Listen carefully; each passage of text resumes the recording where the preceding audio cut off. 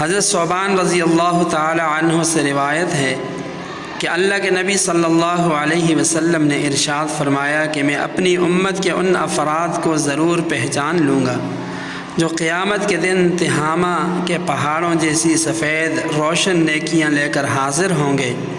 تو اللہ تعالیٰ ان نیکیوں کو بکھرے ہوئے غبار میں تبدیل کر دیں گے۔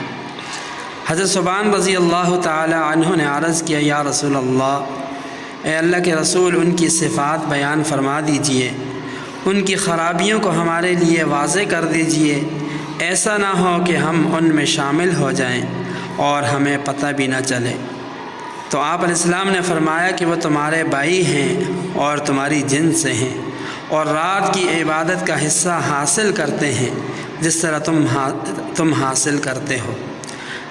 لیکن فرمایا کہ وہ ایسے لوگ ہیں کہ انہیں جب تنہائی میں اللہ تعالیٰ کے حرام کردہ گناہوں کا موقع ملتا ہے تو ان کا ارتکاب کر لیتے ہیں۔ دوستو، علماء نے لکھا ہے کہ نبی پاک صلی اللہ علیہ وسلم کی پیشگوئی کا مصداق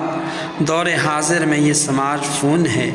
کہ خلوت میں فیس بک، یوٹیوب، انٹرنیٹ، واٹس ایپ کا استعمال کرتے ہوئے فحش ویڈیو، نیم اور یا گندی تصاویروں کی وجہ سے بڑے بڑے ہاتھی پھسل جاتے ہیں۔